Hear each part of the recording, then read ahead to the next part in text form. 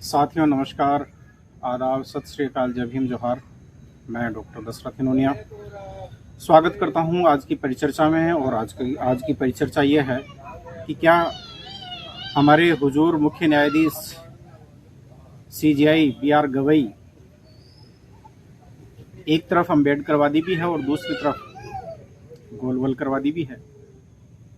और ये सवाल इसलिए खड़ा हो रहा है क्योंकि अभी राजस्थान में इनका दौरा हुआ और राजस्थान में ठीक है, संविधान के 75 वर्ष पूरे होने के उपलक्ष्य में इनको अपना उद्बोधन देना था। ये अच्छी बात है, आना चाहिए। और एक प्रोटोकॉल भी है, इस प्रोटोकॉल के तहत सरकार के द्वारा इनकी अगुवाई की जा सकती है। कानून मंत्री भी यहाँ पर अर्जुन राम मेघवाल जो है वो भी यहाँ पर पहुंचे। लेकिन अर्जुन राम मेघवाल के साथ में जो है ऊंट गाड़ी में एक साथ सीजेआई गवई है, उनके साथ में बैठे हुए थे।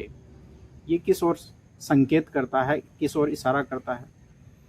इससे पूर्व जो डीवाई चंद्रचूड़ है, जब वो गणेश पूजा करते हैं तो हमारे माननीय प्रधानमंत्री है उनके घर पर गणेश पूजा में पहुंच जाते हैं।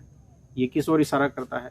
और इतना ही नहीं, इन्हीं अर्जुन राम मेघवाल के साथ में इससे पूर्व जब सीजेआई बने थे हमारे बी.आर. गवई साहब, तब लंदन में बाबा साहब के वो जो एक तरह से वो भवन जिसमें बाबा साहब रुके थे, वहाँ पर जो है अर्जुन राम मेघवाल जो है उनके साथ में थे और सीजेआई गवई है वो दोनों साथ मिले थे।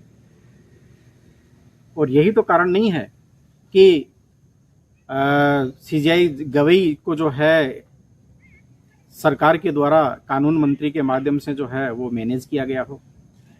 जब शुरू में आए थे इनके तेवर तीखे थे। और ये सवाल इसलिए भी उठ रहे हैं क्योंकि जज लोया के केस के मामले में सबसे पहले अखबार में लेख लिखकर और जिस व्यक्ति के ऊपर ये आक्षेप लगा था जज लोया के मर्डर का, उसको क्लीन चिट देने का काम किया था।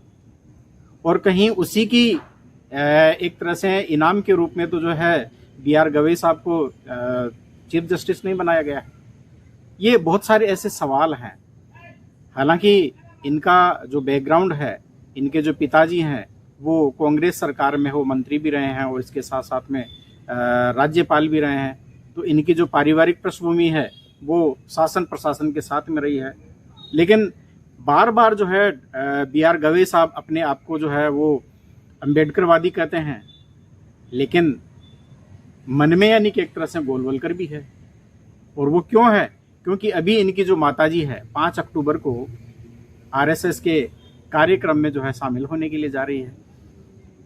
तो ये बातें जो है वो एक तरह से सवाल है वो खड़े करते हैं। और सवाल इसलिए भी खड़े करते हैं कि आज देश में जो हालात बने हुए हैं, इन हालातों के संदर्भ में सीजेआई गवई साहब जो है सो मोटो एक्शन नहीं ले रहे हैं। बार बार में जो है लोगों के द्वारा अपील की जा रही है, लेकिन उसके बावजूद भी नहीं। जो वक्फ अमेंडमेंट जो बिल पारित किया गया था, जो एक्ट बना था, उसके मामले में जो फैसला आया है, उस फैसले को पहले जो है इन्होंने यानी कि एक तरह से रख दिया था। अभी उसका कुछ अंतरिम फैसला आया है और उसमें भी संविधान की धज्जियां उड़ाई गई है। हालांकि बहुत सारे लोगों ने इसका स्वागत भी किया है, लेकिन जो संविधान का हमारा जो मूल अधिकारों से संबंधित जो पार्ट है, जिसमें धार्मिक स्वतंत्रता का अधिकार है, अनुच्छेद 25 से लेकर और 28 तक, क्या ये फैसला है वो उसके अनुकूल है? सवाल तो उसके ऊपर भी खड़े होते हैं। और सवाल चंद्रचूड़ साहब के ऊपर भी खड़े हुए हैं। और उनके द्वारा जिस राम मंदिर का जो है उन्होंने फैसला दिया, और राम मंदिर के फैसले के संदर्भ में उन्होंने कहा कि मुझे यानी कि एक तरह से जो है ईश्वर ने जो है वो मार्गदर्शन दिया। तो क्या फिर संविधान की तो कोई अहमियत ही नहीं है? संविधान के अनुसार उन्होंने इस हिसाब से फैसला नहीं दिया। तो ये भी एक जो है चर्चा का विषय है कि फैसले न्यायपालिका के द्वारा जो दिए जाएंगे वो ईश्वर से पूछ कर दिए जाएंगे या जो है संविधान के अनुरूप है वो दिए जाएंगे। सवाल बहुत कुछ है और इनकी समीक्षा इतिहास के द्वारा जरूर की जाएगी।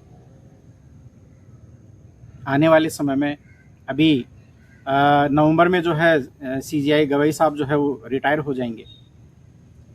वोट चोरी का मुद्दा है वो व्यापक तौर पर पूरे देश में जो है फैला हुआ है। बाबा साहब डॉक्टर अंबेडकर ने जब इस देश के लोगों को मताधिकार दिया था, जो वोटिंग राइट दिया था, वो वोटिंग राइट सबको समान रूप से दिया था। उन्होंने किसी के साथ में कोई भेदभाव नहीं किया। उन्होंने ना हिंदू किया, ना मुसलमान किया, ना दलित किया, ना जनरल किया, ना ओबीसी किया, सबको समान अधिकार दिया। लेकिन आज जिस प्रकार से चुनाव आयोग, जो कि एक संवैधानिक संस्था है, लोगों के वोट काट रही है या जो है गलत और फर्जी तरीके से जो वोट जोड़े जा रहे हैं, और उस मामले में अभी तक की जो न्यायिक प्रक्रिया है वो क्या रही है, वो आप हम सब लोगों के सामने है। तो पूरा का पूरा जो लोकतांत्रिक सिस्टम कोलैप्स है वो कर गया है। लेकिन उसके बावजूद जो है वो सीजेआई साहब जो है वो किसी प्रकार से यानी कि फैसला नहीं दे रहे हैं। एक तरफ अपने आप को अम्बेडकरवादी साबित करना, और दूसरी ओर यानी कि एक तरह से जो है इन मामलों में चुप्पी साध लेना, या ऐसा लगता है कि कैसे जैसे यानी कि एक तरह से मेरा कार्यकाल पूरा हो जाए, बस बात खत्म।